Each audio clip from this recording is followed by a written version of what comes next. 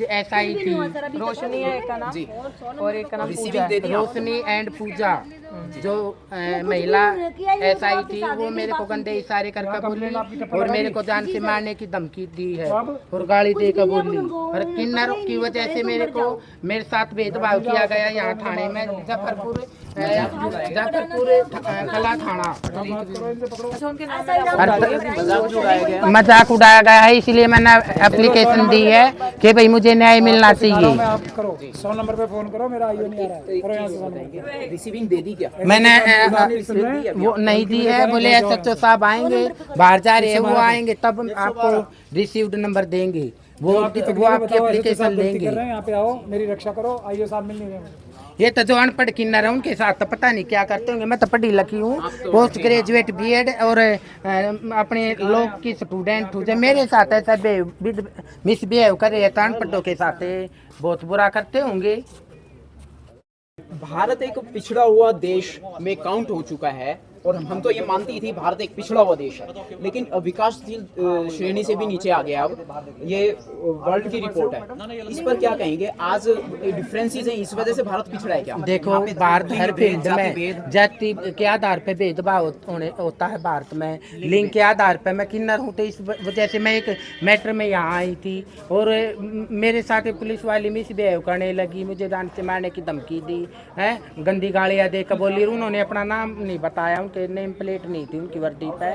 मैं पूछती हूँ पुलिस प्रशासन से, क्या किन्नर का मजाक उड़ाने वाले मैं लॉ की स्टूडेंट हूँ और जाफरपुर थाने की जाफरपुर कला थाना की घटना है। 2 साल पहले दिल्ली में सिविल डिफेंस की बच्ची थी, वो हमारे समाज की थी, SC समाज की। हाँ, वो यहीं का केस था, जाफरपुर का। और वो बच्ची कुछ दिन लापता रहती है, पुलिस टाइम पर FIR दर्ज नहीं करती है और उसकी हत्या हो जाती है। 4-5 दिन बाद उसकी डेड बॉडी मिलती है कहीं पे दबी हुई। देखो, अभी एक लड़की आई है, आ रही, वो सुबह की आ रही है, बता रही उसके सास ससुर ने, पति ने उसके साथ मार पिटाई करी है, उसका भाई भी आ रहा है ये खड़ा। ये अपनी रिपोर्ट दर्ज कराने के लिए आए थे, पुलिस ने इनकी रिपोर्ट दर्ज नहीं करी और उनको ना, उस लड़की को SI रामफल है, वो उसको गंदी गालियाँ देकर बोल रहा था वहाँ पर खड़ा होकर। मैं सुन रही थी, मैं कहा भैया क्या यहाँ थाने में लेडी पुलिस कोई भी नहीं है? जब ये तनख्वाह लेती है 80-80 हजार रुपये, किस लिए लेती है? ये हमारी बहन बेटियों के साथ जो देश में गलत हो रहा है उसके लिए लेती है। ये हमारी पैसों जेबों से पैसा जाता है, जब ये तनख्वाह इनकी जेबों में डलती है और हमारे समाधान के लिए यहाँ बैठी है। ठीक है, मेरी रिपोर्ट दर्ज नहीं करी है अब तक वहाँ। ठीक है, बोले SHO साहब आएगा वो लेगा। डॉक्टर रितु सिंह भी एक लड़की है, एक बहन है, एक बेटी है और वो भी एजुकेटेड है, होनहार है। रोजगार के संघर्ष पर उसको भी प्रताड़ित किया गया, पैनी नुकीली चीजों से हमला किया गया। देखो, जो डॉक्टर रितु प्रोफेसर है, इनको नौकरी से हटा दिया है। इनके फादर नहीं है, उनकी डेथ हो चुकी है, माँ है और बहनें हैं, भाई नहीं है लड़की का।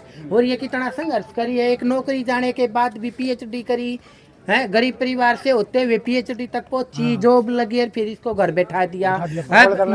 मोदी कहता है कि भाई पकोड़े तलो, PhD करके या पकोड़े बेचने का तलने का काम करने लगी अपनी रेहड़ी लगाकर, क्योंकि इसके परिवार में कोई बड़ा बुजुर्ग नहीं है, ये अपना काम नहीं करेगी तो खाएगी क्या है। और इसको पुलिस वाले डिटेन करके यहाँ जाफरपुर कला थाने में लेकर आए थे, नकुल्ले चाकू से, इस पहने चाकू से इस पे 2-3 जगह इसको चोट लगी है। आशुतोष विद्रोही जो लड़का है उसके हाथ पे भी घायल, उसको भी घायल किया गया है। लेकिन पुलिस इतनी तानाशा होगी कि किसी के साथ रेप हो जाता है, हजारों बेटियों के साथ पर डे रेप होता है, लेकिन किसी की कोई सुनाई नहीं। तानाशाही सरकार इतनी होगी, जैसे हिटलर तानाशाह था ना, लेकिन उसने भी आखिर में आत्महत्या करनी पड़ी थी।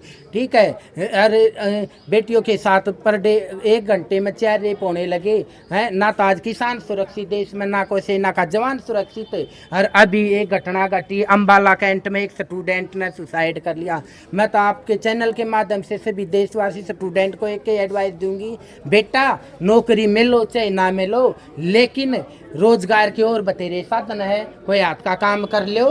ताकि अपने माँ बाप को जिंदगी भर का दुख मत दे सुसाइड करके, क्योंकि आप तो चले जाते हो लेकिन आपके जाने के बाद उन माँ बाप का क्या बुरा हाल होता है मुझे पता है। मैंने अपना भाई खो रखा है, ठीक है। कोई भाई सुसाइड ना करे, कोई बहन सुसाइड ना करो। और ये चाहते, जैसे रोहित वेमुला PhD का स्टूडेंट था, स्कॉलर है, उसको भी ऐसे ही टॉर्चर किया गया था।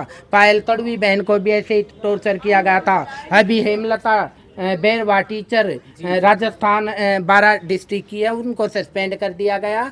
एक श्यामलाल बेरवा जी टीचर थे, उनको भी सस्पेंड कर दिया गया। रतनलाल कटारिया जी प्रोफेसर दिल्ली से, आपके साथ पास हजारों ऐसे एग्जाम्पल है जिनके साथ गलत होता है। उनके साथ तो गलत होता है भाई, जब किन्नरों के साथ भी थाने में ऐसा मिसबिहेव होगा, पुलिस वाले करते हैं करने वाले भी पुलिस वाले हैं। और भाई मैं अंदर रिपोर्ट लिख कर मैं दे कर आई हूँ, लेकिन मेरी एक्सेप्ट नहीं किया गया।